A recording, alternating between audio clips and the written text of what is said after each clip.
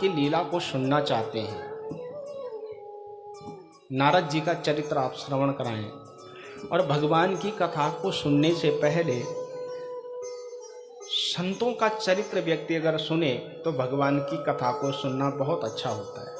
पहले भक्त की कथा सुने, फिर भगवान की कथा। पहले किसकी? भक्त की, और फिर भगवान की, तो कृपा बहुत जल्दी मिलती है। सूत जी महाराज कहते हैं कि ऋषियों,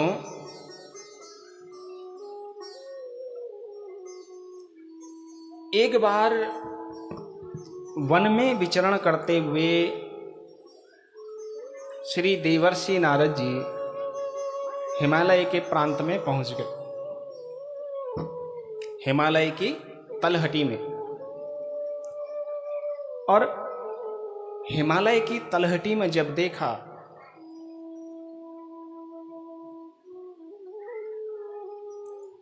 बड़ा सुंदर दृश्य, सुंदर सुंदर बर्फ से आच्छादित पर्वत, नदी, झरने, झरोखे, और अति पावनी, क्यों, सामने ही गंगा जी बह रही थी। एक गुफा देखी बड़ी दिव्य, जहां भगवान ने तपस्या की थी, कामदेव को भस्म किया था, तो बड़ी याद आई भगवान की। देखो, संसार की वस्तुओं को देख करके संसार के लोगों की याद आती है। जब आप संसार की वस्तुओं को देखेंगे तो किसकी याद आएगी? संसार की। और जब भगवान से जुड़ी हुई वस्तुओं को देखेंगे तो किसकी याद आएगी? भगवान की। नारद जी ने क्या देखा? प्राकृतिक वस्तुएं, पर्वत, झरने, झरोखे, पेड़ पौधे, ये पर्वतों की श्रृंखलाएं सब किसने बनाए? भगवान ने। तो भगवान की बनाई हुई वस्तु से भगवान की याद आती है। सब उसी ने बनाया है, सब उसी की प्रकृति है। ध्यान रखना, इंसान जो बनाता है उसको कहते हैं कीर्ति। क्या? इंसानों के द्वारा बनाई गई जो वस्तु है वो है कीर्ति, और परमात्मा के द्वारा बनाई गई जो वस्तु है वो है प्रकृति।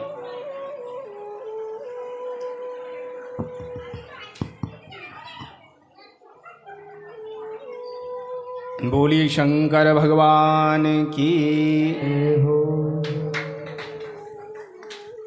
ओम नमः पार्वती पतये। मनुष्य जिस वस्तु को बनाता है वो क्या है? और परमात्मा जिस वस्तु को बनाता है वो क्या है? प्रकृति। तो कीर्ति को देख करके संसारियों की याद आना लाजमी है, सामान्य बात है। लेकिन परमात्मा की बनाई हुई इस प्रकृति को देख करके अगर किसी को परमात्मा की याद आ जाए तो वो अद्भुत है। इसलिए प्राकृतिक वस्तुओं में साक्षात परमात्मा के ही दर्शन होते हैं। और नारद जी को भगवान की बड़ी याद आई। संसारियों को संसार की याद आती है ना। उसकी पंक्ति है ना कि बोले, वो मुझे भूलने की कोशिश बार बार कर रही होगी, मुझे भूलने की कोशिश बार बार कर रही होगी, मेरी हिचकियों से लग रहा है कि वो मुझे याद कर रही होगी। वो मुझे याद करे या न करे, इस सोच की ऊंच नीच में मिल गया होगा उसे कोई खत। वो मुझे याद करे या न करे, इस सोच की ऊंच नीच में मिल गया होगा उसे कोई खत अपनी किताब के बीच में। फिर खत को पढ़कर उसने सिराने रख दिया और सिराने रखा उसका गुलदस्ता महक गया होगा।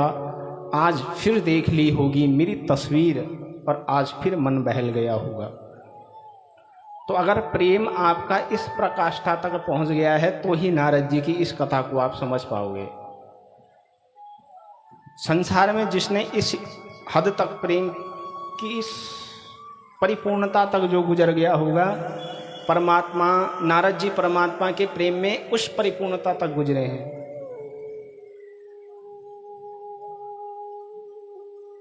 नारद जी ने जब प्राकृतिक वस्तुओं को देखते उनको तुरंत परमात्मा की याद आ, और आज नारद जी के आंसू आने लगे।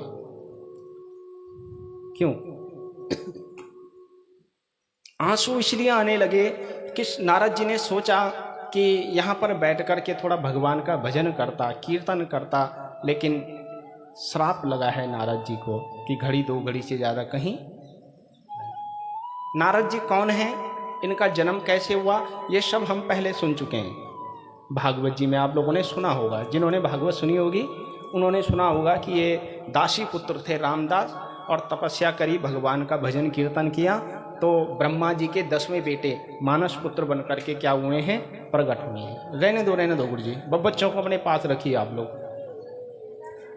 कोई बात नहीं है। और शंकर जी क्या पता हनुमान जी बैठे हुए हैं उधर। बच्चों को, छोटे बच्चों को इधर खुला मत छोड़ो आप लोग हैं। बोलिए शंकर भगवान की। ओम नमः पार्वती पतये हर हर।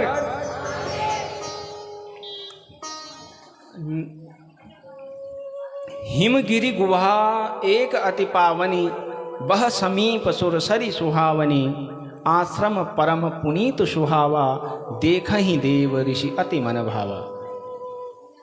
नारद जी के मन में उस हिमगिरी को देख करके भजन करने का मन हुआ, लेकिन बड़ी कठिनाई है। नारद जी को श्राप लगा है दक्ष का कि ये ज़्यादा देर तक कहीं बैठ नहीं सकते।